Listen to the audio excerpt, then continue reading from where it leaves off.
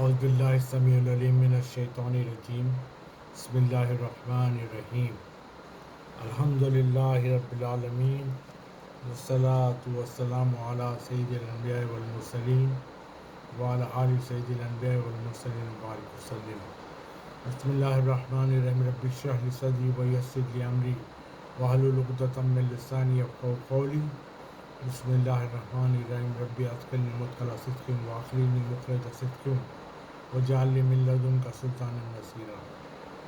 دعا کے بعد انسان اور قرآن پر چوتھی ویڈیو بنانے کی کوشش کرنے لگ رہا ہوں۔ دعا سے شروع کرتا ہوں۔ یا ارحم الراحمین یا ارحم الراحمین یا ارحم الراحمین۔ بسم اللہ الرحمن الرحیم۔ اللہم اغفر لامت محمد صلی اللہ علیہ وآلہ وسلم من سوجین۔ اللہم ارحم امت محمد صلی اللہ علیہ وآلہ وسلم من سوجین۔ اللہم اصلح امت محمد صلی اللہ علیہ وآلہ وسلم من سوجین۔ اللہم استر امت محمد صلی اللہ علیہ وآلہ وسلم من سوجین۔ اللہم اجبر امت محمد صلی اللہ علیہ وآلہ وسلم من سوجین۔ اللہم انصر امت محمد صلی اللہ علیہ وآلہ وسلم من سوجین۔ اللہم فرج عن امت محمد صلی اللہ علیہ وآلہ وسلم من سوجین بحق محمد صلی اللہ علیہ وآلہ وسلم یا ذی الجلال والاکرام یا ارحم الراحمین یا ارحم الراحمین یا ارحم الراحمین۔ الہی یا مولایا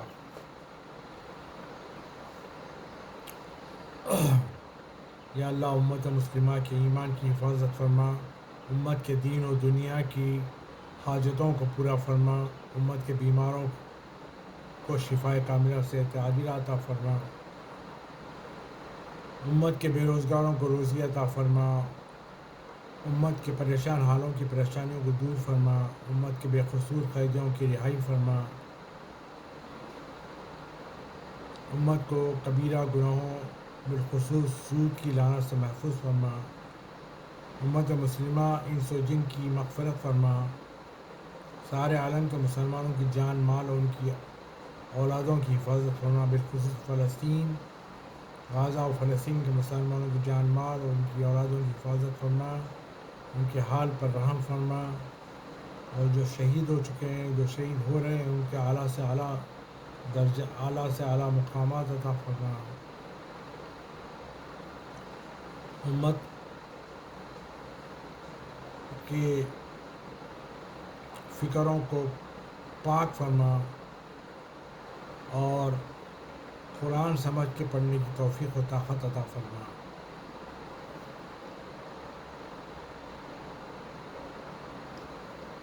بحق محمد صلی اللہ علیہ وآلہ وسلم یا ذی الجلال والاکرام۔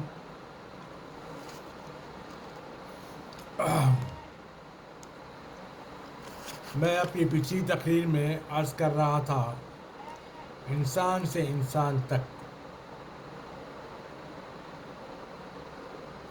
ہزاروں قسم کے انسان ہیں۔ کن کن انسانوں کا ذکر کروں، کن کن طبیعتوں کا ذکر کروں، کیسے کیسے افکار، کیسی کیسی عادتیں، کہاں کہاں کون کس رنگ میں ہے۔ قرآن مجید میں سورہ بقرہ میں ارشاد فرمایا، میں پچھلی تقریر میں پڑھ رہا تھا، وَمِنَ النَّاسِ مَن يُعْجِبُكَ قَوْلُهُ فِي الْحَيَاةِ الدُّنْيَا۔ اللہ تعالیٰ اس کا ترجمہ فرماتے ہیں، اور کچھ انسانوں میں وہ لوگ بھی ہیں جن کی باتیں حیات دنیا کے اعتبار سے بھلی معلوم ہوتی ہیں، ایسا معلوم ہوتا ہے کچھ سوچ رہے ہیں، مگر حقیقت یہ ہے کہ یہ بدترین دشمن ہے، اور وہ لوگ ہیں جو زمین میں فساد برپا کرنا چاہتے ہیں، جو نسلوں کو تباہ کرنا چاہتے ہیں۔ آیت کا ایک ٹکڑا ہے، ہمیشہ یاد رکھیے، اس کا ترجمہ میں پیش کر رہا ہوں، اور جب ان سے کہا جاتا ہے اللہ سے ڈرو تو ان کے لیے ان کا پریسٹیج، ان کی جھوٹی عزت آڑے آ جاتی ہے، ہم تو یہ کہہ چکے، اب پیچھے کیسے ہٹے؟ اب وہ بھی سوچ رہے ہوں گے غلطی ہو گئی، مگر سوال پرسیج کا ہے، اور جہاں یہ سوال آتا ہے اپنا ہو یا پرایا، چھوٹا عہدیدار ہو یا بڑا عہدیدار، اگر غلطی کر کے سنبھلنے کی کوشش نہ کرے تو پھر قدم ڈگمگا جاتے ہیں اور پھر سنبھلتا نہیں ہے انسان کبھی بھی۔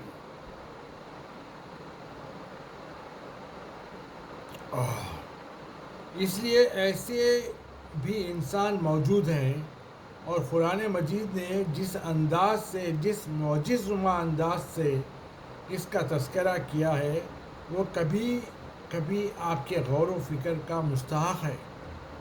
قرآن مجید کی تلاوت کرتے ہوئے غور کیجیے، آخر تذکرہ کس کا ہے؟ باری تعالیٰ فرماتے ہیں انا انزلنا الیکم الکتاب فیہ ذکرکم، ہم نے تمہاری طرف کتاب کو نازل کیا، اس میں تمہارا ہی ذکر ہے۔ افلا تعقلون، کیا تم عقل سے کام نہیں لوگے؟ پھر اللہ تعالیٰ سورہ مومنون میں فرماتے ہیں، جس کا ترجمہ یہ ہے، ہم نے ان کے پاس ان کے ذکر کو پہنچایا تھا، اپنے ہی ذکر سے بھاگ رہے ہیں۔ یہ قرآن نے واضح کیا، دیکھیے، ہدی للمتقین، سورہ بقرہ کی ہدی للمتقین سے لے کے والناس کی سین تک انسان کے علاوہ اور کیا ہے قرآن میں؟ خود آخری سورہ قل اعوذ برب الناس ملک الناس، ناس یعنی انسان، ملک الناس الہ الناس من شر الوسواس الخناس الذی یوسوس فی صدور الناس من الجنۃ والناس۔ یہ انسانوں ہی کے دل میں وسوسہ ہے، حیوان کے دل میں وسوسہ نہیں ہے۔ انا خلقنا الانسان، ہم نے پیدا کیا انسان کو، ہم کو معلوم ہے، باری تعالیٰ فرماتے ہیں کہ اس کا نفس اس کو کس وقت نفع میں ڈال رہا ہے، اور کیوں معلوم ہے؟ باری تعالیٰ فرماتے ہیں ہم کو کیوں معلوم ہے؟ اس لیے کہ نحن اقرب الیہ من حبل الورید، ہم اس کی رگے گردن سے بھی قریب ہیں، اس لیے باری تعالیٰ کو معلوم ہے۔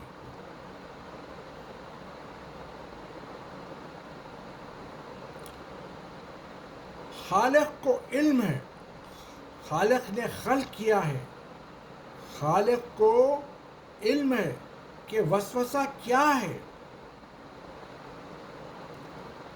انسان کہاں بھاگ رہا ہے، کہاں بچ کر جانا چاہتا ہے،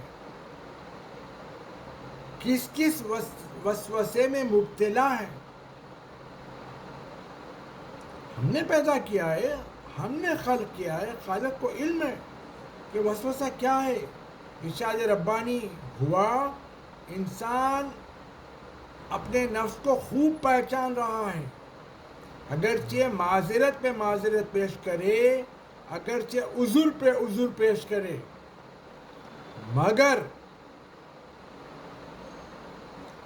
جان رہا ہے کہ اس نے کیا کیا۔ تو اس لیے اب وہ دور تو گیا، اب یہ نئے انوینشنز کا زمانہ ہے، نئی ایجادات عصری، لیٹسٹ ڈیولپمنٹس، سائنسی ڈیولپمنٹس کا زمانہ ہے۔ وہ دور تو ختم ہو گیا جہاں آپ یہ سمجھتے تھے کہ ہم تو مجبور بندے ہیں، اللہ تعالیٰ سے کہتے تھے جو چاہے تو کرے۔ علم نے آنکھیں کھول دی اور بتلایا، علم و عقل کے دور میں انسان اتنا اختیار لیے ہوئے ہے کہ زمین کو چھان دے، آسمانوں پہ پرواز کرے، پہاڑوں کے ٹکڑے ٹکڑے کر ڈالے، دریاؤں کی گہرائیوں میں اتر جائے، ہوا پہ قابو پائے، مشرق سے مغرب تک لمحے بھر میں، سیکنڈز میں میسیج بھیجے، اس کے اختیار کی یہ جھلکیاں ہیں۔ اور اگر اس کے باوجود بھی کوئی بہانہ بنا کے اپنے آپ کو مجبور سمجھے تو قرآن کتاب فرض و تقدیر نہیں ہے، کتاب علم و عمل ہے۔ قرآن کتاب علم و عمل ہے، اور قیامت میں جو پوچھا جائے گا یہ نہیں پوچھا جائے گا تیری تقدیر کیا تھی، نہیں تو تقدیر کیا تھی، ہمت ہے تو وہاں جواب دے۔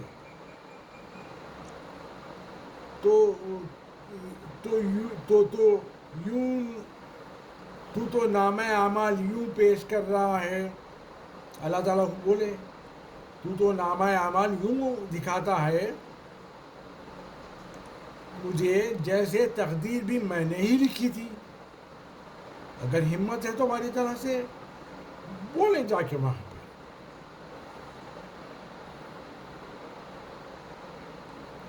وہاں جواب دے، مگر نہیں، ایک ہی حد تک تو ٹھیک ہے یہ دنیا میں بغاوت، مگر مسئولیت کے موقع پر جب کہ آنکھیں گواہی دیں، مسئولیت یعنی رسپانسبلٹی کے موقع پر جب پوچھا جائے، جہاں پہ آنکھیں گواہی دیں، ناک گواہی دے، منہ گواہی دے،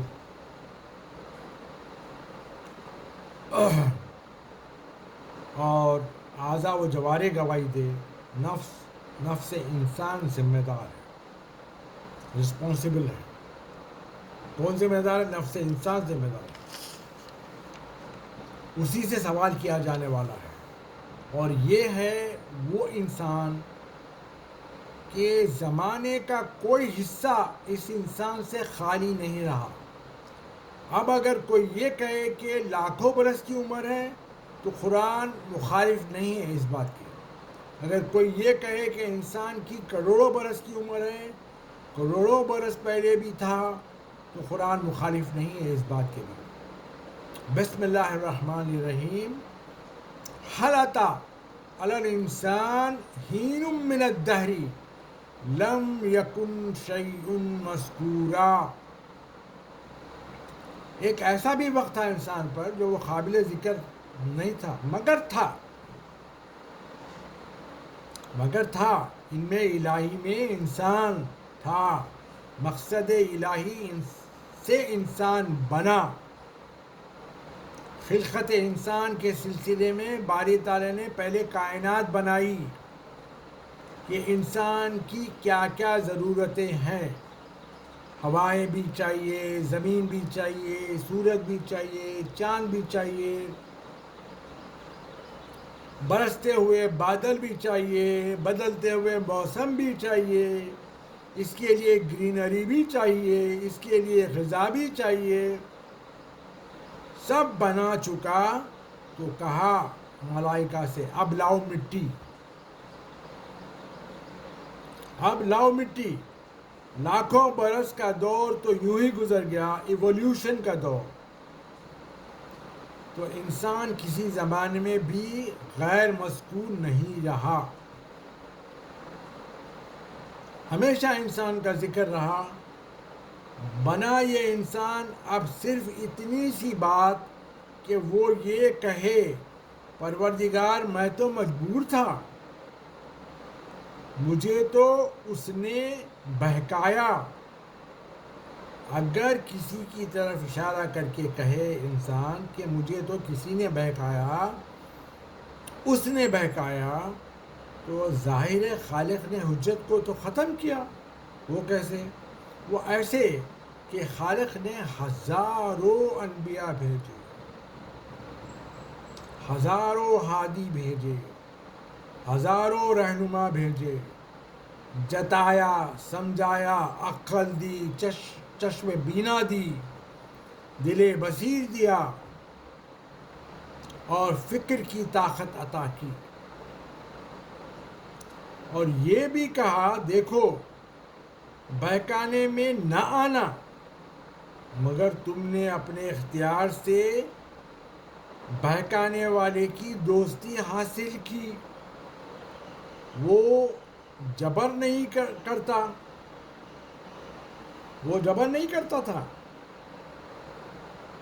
تم نے اختیار سے اس کو دوست بنایا۔ پیغمبر جب قیامت میں آئیں گے اور سورہ فرقان کہتا ہے، جس کی آیت نمبر 27 ہے، وہ یوم یعزز الظالم علی یدہ یقول یا لیتنی اتخذت مع الرسول سبیلا، وہ دن ہوگا جب کہ ظالم اپنی انگلیوں کو، اپنے ہاتھوں کو کاٹ کھائے گا اور کہے گا کاش میں رسول کے بتلائے ہوئے راستے پر چلتا۔ آپ نے دیکھا اپنے اختیار کو بتلا رہا ہے کہ میرے پاس اختیار تو تھا، کاش میں رسول کے راستے پہ چلتا تھا، اور پھر بتلاتا ہے اختیار، کاش میں فلان کو اپنا دوست نہ بناتا۔ دوست بنانا کس کے اختیار میں تھا؟ خود کے اختیار میں تھا۔ دیکھیے لاسٹ اسپیچ میں عرض کر رہا تھا قرآن نام نہیں لیتا، ایک اشارہ کر دیا، ہر ایک کے لیے ایک دوست ہے۔ اب قرآن کس کس کے نام لے؟ اور اس کے بعد آیت نمبر 29 سورہ فرقان کی ہے، لَقَدْ أَضَلَّنِي عَنِ الذِّكْرِ بَعْدَ إِذْ جَاءَنِي وَكَانَ الشَّيْطَانُ لِلْإِنسَانِ خَذُولًا، وہ فلان میرے پاس آیا اور مجھے راستے سے ہٹا دیا، ذکر سے ہٹا دیا، وہ میرا دوست نہیں تھا، شیطان تھا۔ آپ نے دیکھا جس شیطان کو بدنام کر رہے ہو وہ اپنے ہی کنٹرول میں ہے، چاہے اس کو بلائے چاہے اس کو ہکالے، اپنے ہی کنٹرول میں ہے۔ اس کو نزدیک بلاؤ تو آتا ہے، اس کو ہٹاؤ تو دور ہو جاتا ہے، مگر کوئی اس کی دعوت پہ دعوت کرے تو وہ انکار بھی نہیں کرتا اور دعوت کو قبول کرتا ہے،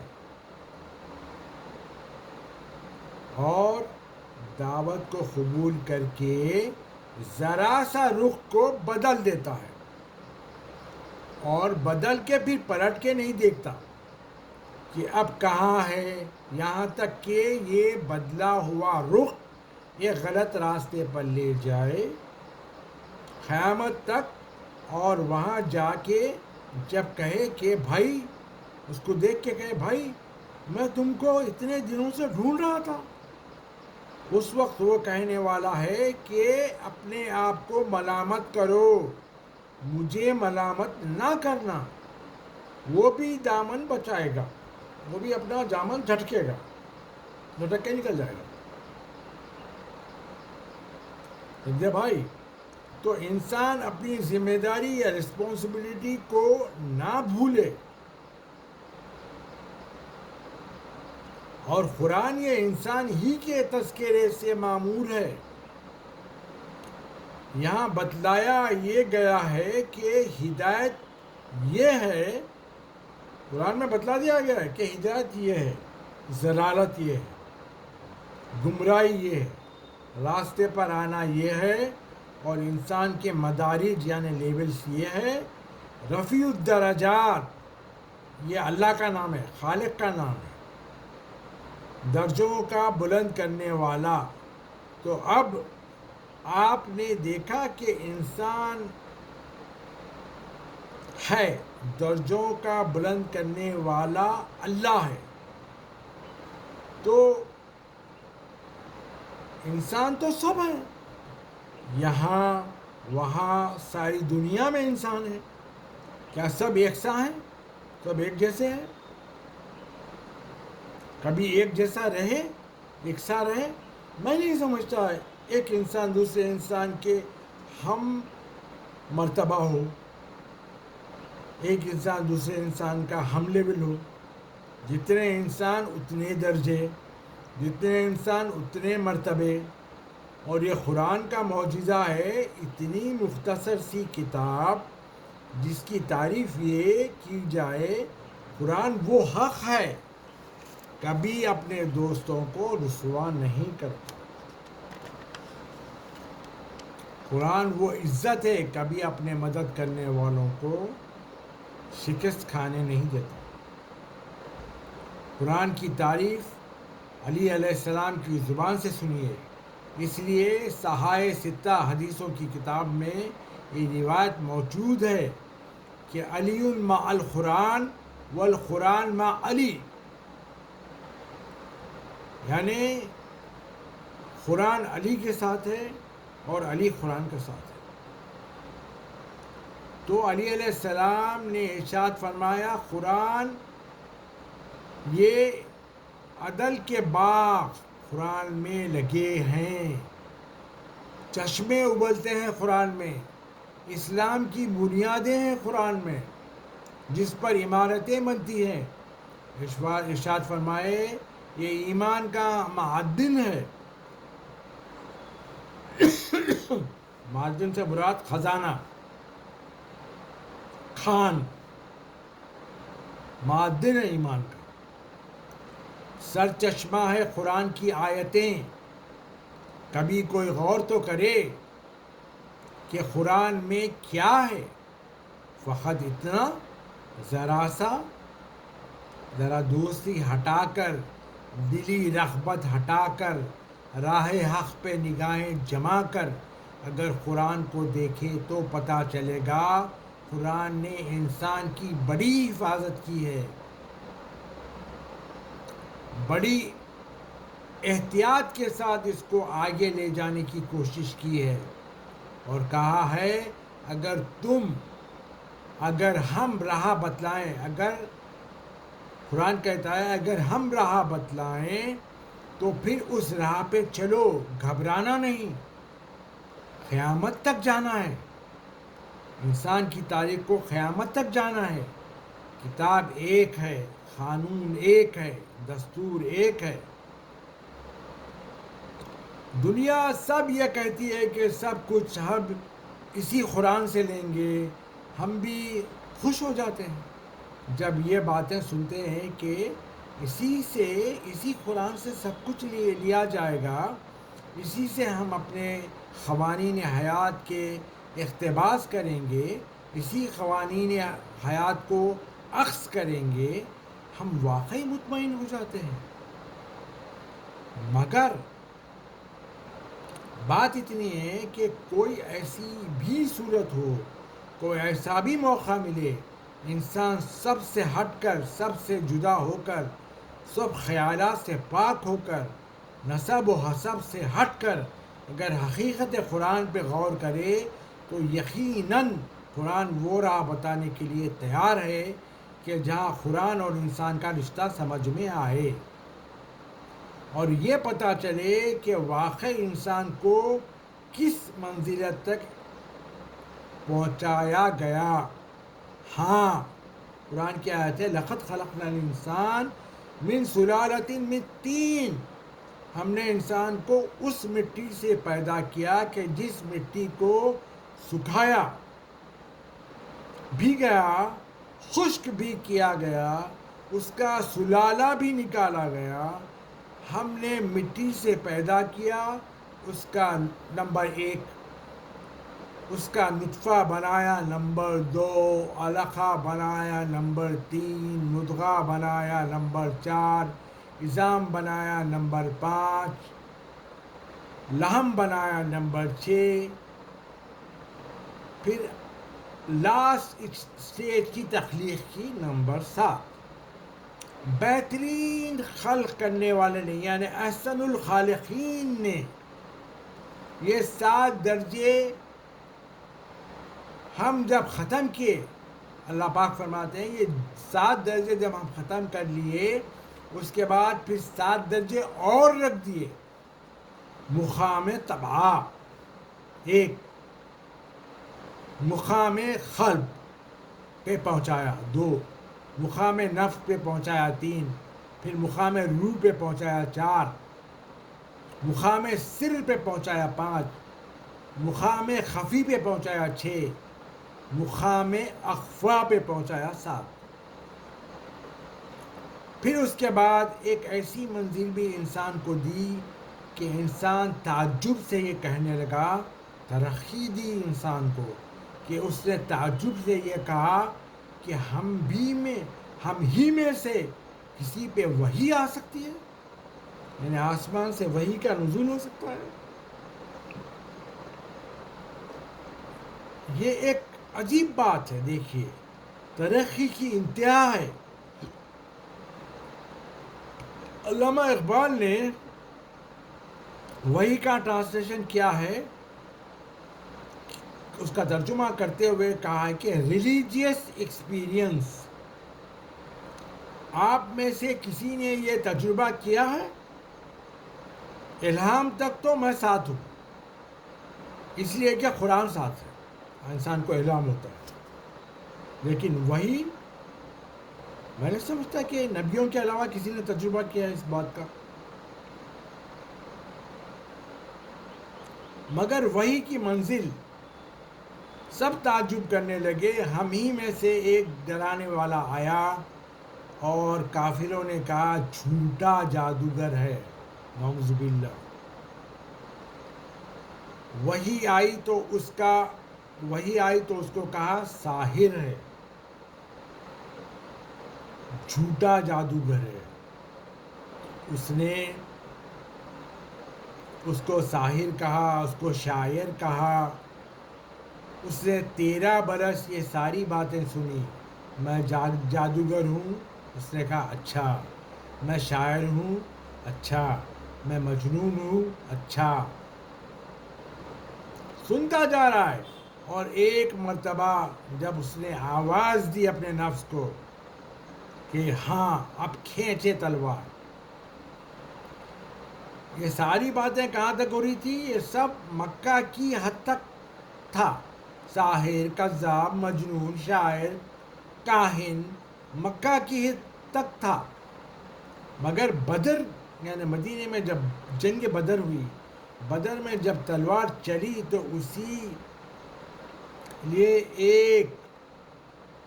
اس کے لیے ایک شعر سنیے آپ، ایک شعر سنا رہا ہوں میں۔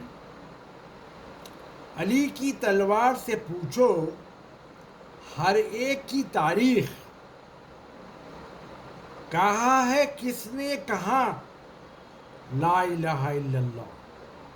یہ علی کی تلوار سے پوچھو، علی کی تیغ سے پوچھو کہ کون کہاں کس وقت کہا لا الہ الا اللہ۔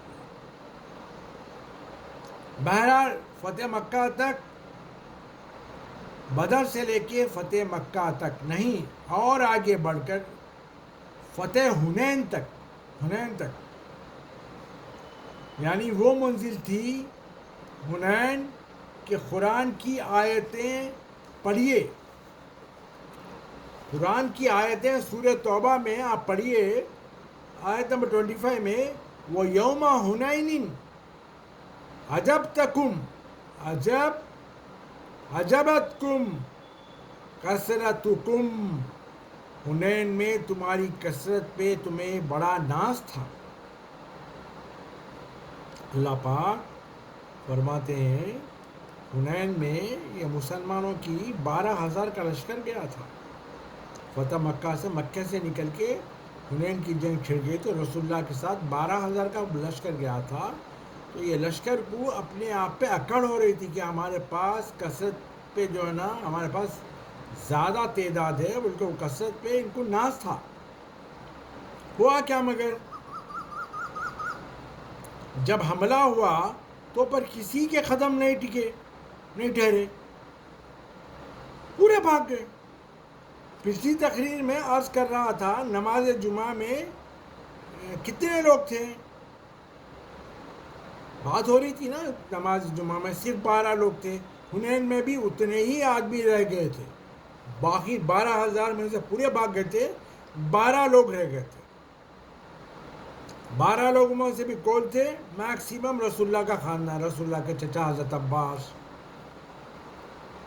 ان کے فرزندان، مولا علی مشکل کشا، چند 12 افراد رہ گئے تھے بس، باقی پورے بھاگ گئے تھے۔ تو رسول اللہ بولے تھے کہاں جا رہے، رکو، اگر تم سب چلے جائیں گے تو مجھے پرواہ نہیں ہے، میں اکیلا لڑوں گا۔ یہ رسول اللہ کے الفاظ تھے۔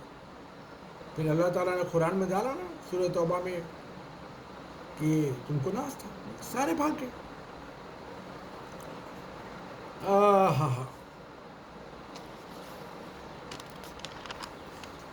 اب اگر تحقیق سے کام لیا جائے اور گنا جائے تو پتہ نہیں چلتا کس کا نام رکھے، کس کا نام کو رکھے، کس کے نام کو مٹا دے، نکالے۔ حنین تک برابر یہی حکم، ہاں اب حکم مل چکا تھا کہ اب طاقت کو استعمال کرو۔ بدر سے لے کے حنین تک حکم مل چکا تھا، اب طاقت کو استعمال کرو، اور استعمال کیا۔ وہ نبی جس کو یورپینس نے کہا تھا دا کانکرر پروفٹ، دا فائٹر پروفٹ، دا سولجر پروفٹ، سپاہی نبی، فاتح نبی، حکمران نبی، مگر نبی کریم صلی اللہ علیہ وآلہ وسلم نے خود کسی موقع پہ یہ نہیں کہا کہ اس فتح پر مجھ کو ناز ہے۔ نبی کی منزل کچھ اور ہے۔ خیبر سے بڑھ کے بھی کچھ اور واقعہ ہو سکتا ہے، مگر خیبر کی جنگ فتح ہوئی، ادھر سے علی آئے، ادھر سے جعفر آئے۔ حبشہ سے واپس ہو کر جعفر ابن ابی طالب علی کے بھائی آئے۔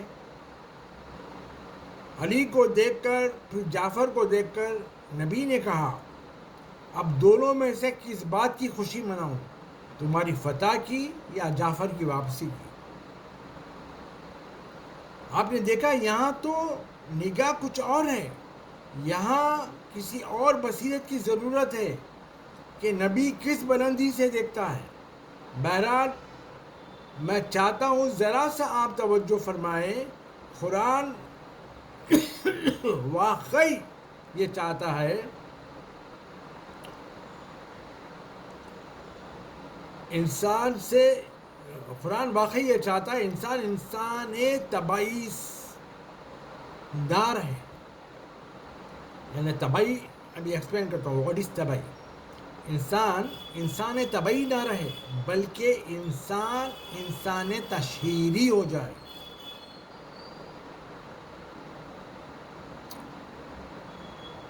قرآن انسان کو مقام طبعی سے نکالتا ہے۔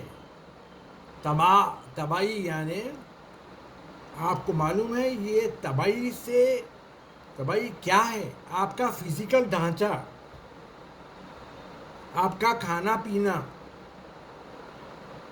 آپ کا فزیکل ڈھانچہ یعنی مقام طبعی معنی کھانا پینا، دیکھنا سننا، تولید مسل، تولد تناسل، یہ خواہش انسانی، یہ انسان طبعی ہے۔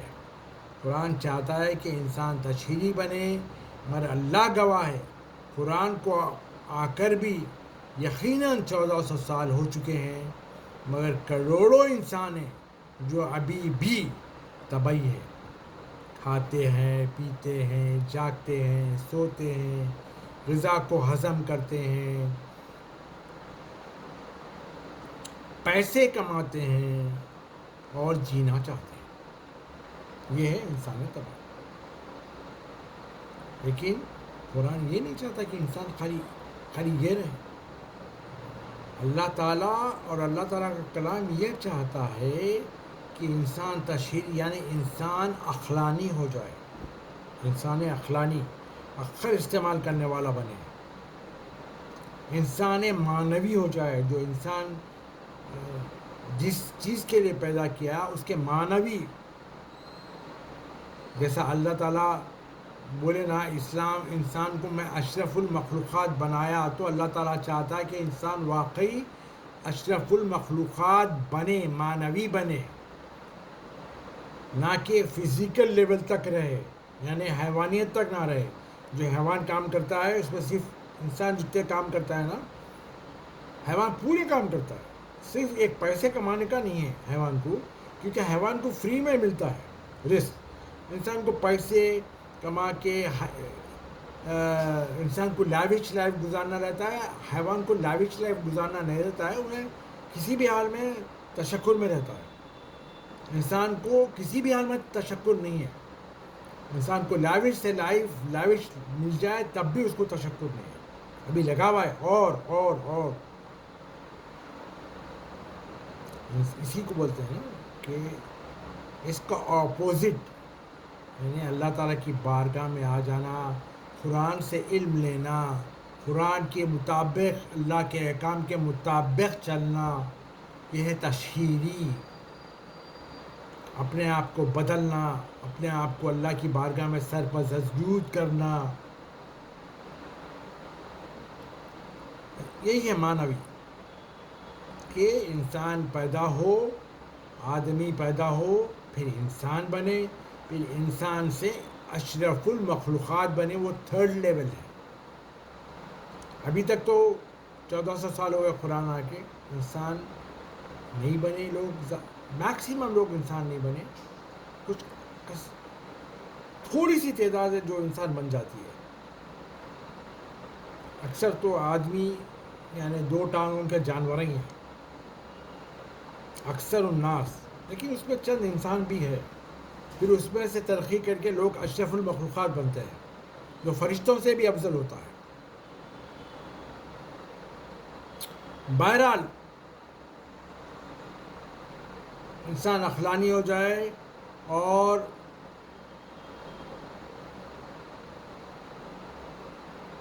قرآن اور کہہ کر یہ نہ کہنا کہ علم نہیں تھا. قرآن یہ کہتا ہے، یہ کہہ کر کے یہ نہ کہنا کہ علم نہیں تھا. اللہ تعالیٰ فرماتے ہیں نا، علم الانسان ما لم یعلم.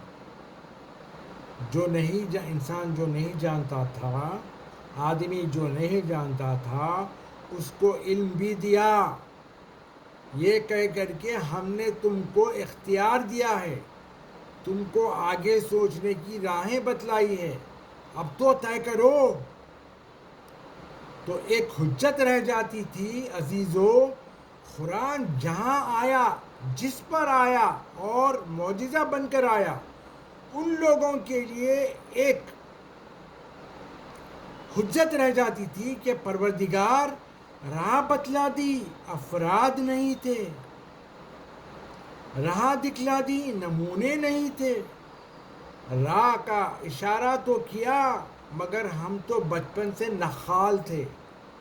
نخل کرنے والے تھے، نخال.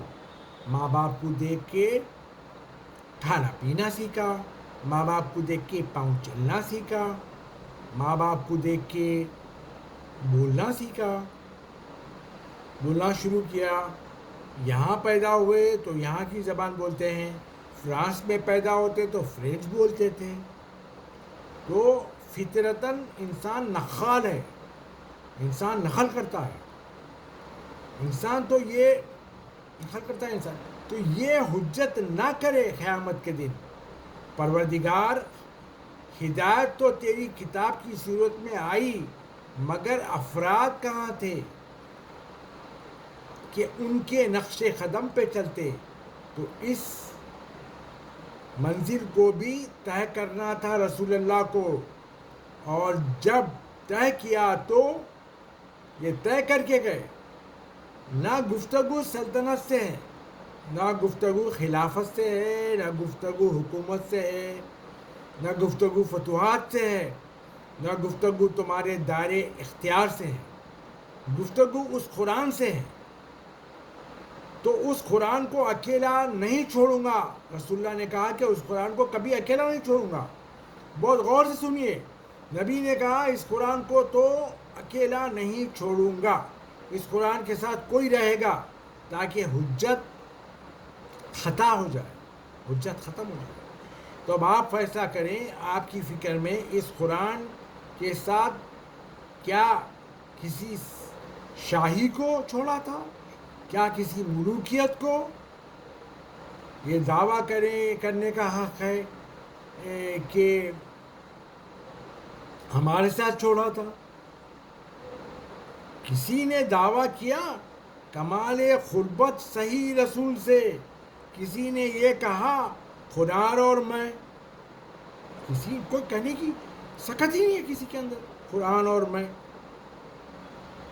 کسی نے کہا، بنو امیہ نے کہا، بنو عباس نے کہا، ترکان آل عثمان نے کہا، مغلوں نے کہا، سلاطین سلجوقیہ نے کہا، جن کے پاس حکومتیں تھیں کیا انہوں نے کہا یا قرآن یا ہم؟ نہیں کہہ سکتے تھے. اچھا وہ لوگ بھی دہرانا نہیں چاہتے تھے جو رسول اللہ بول کے گئے، وہ لفظ بھی دہرانا نہیں چاہتے تھے جس کے بارے میں رسول اللہ بول کے گئے. قرآن کو کس کے ساتھ کر کے گئے رسول اللہ، وہ لفظ بھی دہرانا نہیں چاہتے تھے. اور اگر کوئی علمی اعتبار سے تشخیص کرنا چاہے تو خود بخود وہی معنی نکل جائے. چنانچہ ایک ہماگیر لفظ لیا کہ دو چیزیں چھوڑ رہا ہوں، کتاب و سنت. ہماگیر لفظ ہے، بڑا ہماگیر لفظ ہے، بڑا محیط لفظ ہے، جس میں شاہی تو آ نہیں سکتی، حکومت و سلطنت آ نہیں سکتی. میری سنت ہماگیر لفظ تھا. اب جو محافظ سنت ہو وہ اس مقام پر آئے. قرآن کی روش پہ چلنے والوں نے نام کو نکال کے پھر صفت کو رکھ دیا. یہ صفت رہے تاکہ کسی زمانے میں بھی کوئی خدشہ نہ رہے، خدشہ نہ ہو. ہم کو کوئی اس مسئلے میں مقصود نہیں ہے، میرے کو اس مسئلے میں کوئی مقصود نہیں ہے کوئی بات کرنا. جو محافظ سنت ہے، جو سنت رسول کا محافظ ہے، یقیناً قرآن اس کے ساتھ ہے. سوچو، جو محافظ سنت ہے قرآن اسی کے ساتھ ہے. چاہے تم لفظ بدل کے چھوڑ دیو. جہاں رسول اللہ نے کہا تھا میں تمہارے بیچ دو گراں خدر چیزیں چھوڑے جا رہا ہوں، ایک کتاب اللہ، وہ عطرتی اہل بیتی، میری عطرت اور اہل بیت. میری عطرت یعنی رسول اللہ کی عطرت، میری رسول اللہ کی عطرت. تو اب دیکھیے محافظ قرآن کون ہے، تلاش کرتے ہیں محافظ قرآن کو. محافظ قرآن کو جب آپ تلاش کریں گے تو آپ کو پتہ چلے گا کون ہے محافظ قرآن. یقیناً قرآن ساتھ ہے محافظ قرآن کا. قرآن قرآن قرآن بات بڑھ جائے گی. قرآن معجزہ اور ایسا معجزہ کہ جس میں کل 3 آیتیں ایک سورے میں، اور اس میں کل 10 لفظ، 40 سے زیادہ کچھ زیادہ حرف. انا اعطیناک الکوثر فصلی لربک وانحر. 2 آیت ہو گئے. انا شانیاک هو الابتر. یہ پورے ملا کے 10 الفاظ ہیں، کل 10 الفاظ ہیں. مگر معجزہ یہ کہ اس کے 5 لفظ ایسے ہیں جس کو کلام مجید کی 6236 آیتوں میں استعمال ہی نہیں کیا دوبارہ. جیسے نمبر 1 آتینا کا پورے قرآن میں نہیں ہے. 1 کوثر 2 پورے قرآن میں نہیں ہے. وانحر 3 فصلی لربک وانحر 3 پورے قرآن میں نہیں ہے. اور شانیہ کا 4 انا شانیہ کا 4 هو الابتر یعنی ابتر 5. یہ 5 جو قرآن میں کبھی ریپیٹ نہیں ہوئے، کہیں بھی ریپیٹ نہیں پورے قرآن. اور دیکھیے شان دیکھیے آپ، ایک معجزہ ایسا کہ 10 لفظ اس میں سے 5 ایسے انوکھے، اور کہا ہم نے کوثر دیا، اب رب کے لیے سجدہ کریے، قربانی دو، تیرا دشمن ابتر ہے۔ دشمن کا نام نہیں لیا۔ مطلب یہ کہ رسول اللہ کے زمانے میں جب رسول اللہ کا وصال ہوا 11 ہجری، 11 ہجری میں اگر کوئی دشمن ہے تو ابتر ہے۔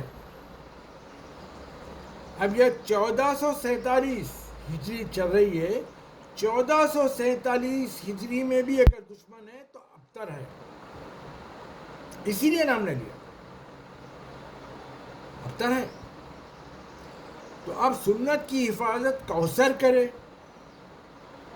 اور کوثر ایک اللہ تعالیٰ نے اس طرح سے کوثر اس طرح سے آگے بڑھے دنیا سے محشر تک۔ کوثر یعنی اللہ تعالیٰ نے ایک بیٹی دی، پردے میں رکھا۔ رسول اللہ کے اور بھی بیٹیاں ہوں گی، مگر جس وقت رسول اللہ کو وصال ہوا اس وقت وہ لوگ زندہ نہیں تھے، اور نہ ان کی کوئی اولادیں تھیں، ان کی کوئی یعنی مرد شہزادے یعنی امام حسن امام حسین کے علاوہ اور کوئی سرکار کے نواسے نہیں تھے جو دین کو آگے لے کے چلتے۔ تو ایک بیٹی دی، ان کو پردے میں رکھا۔ اس کے بعد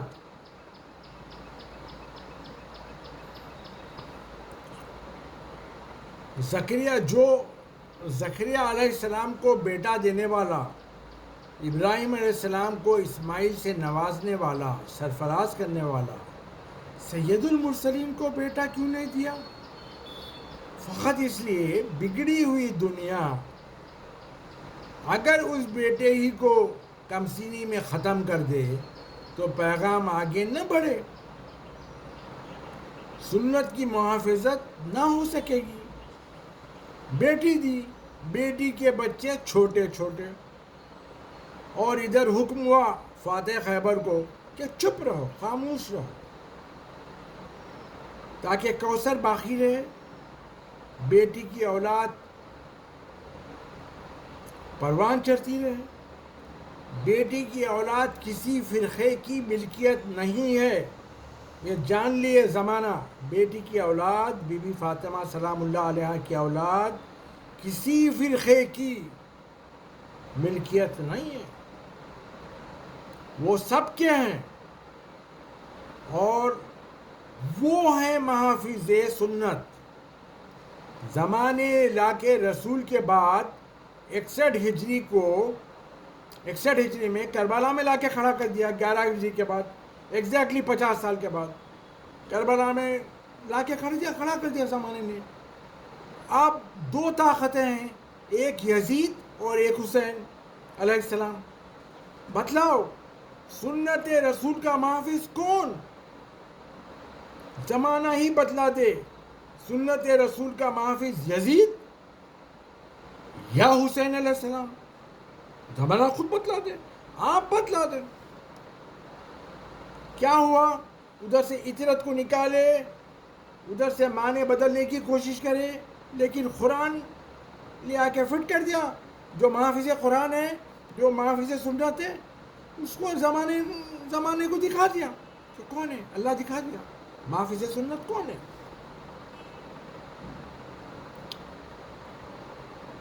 بہرحال وما علینا الا البلاغ المبین، باقی آئندہ ویڈیو میں انشاءاللہ ڈسکس کروں گا۔ اس وقت کے لیے اجازت دیجیے۔ السلام علیکم ورحمۃ اللہ وبرکاتہ۔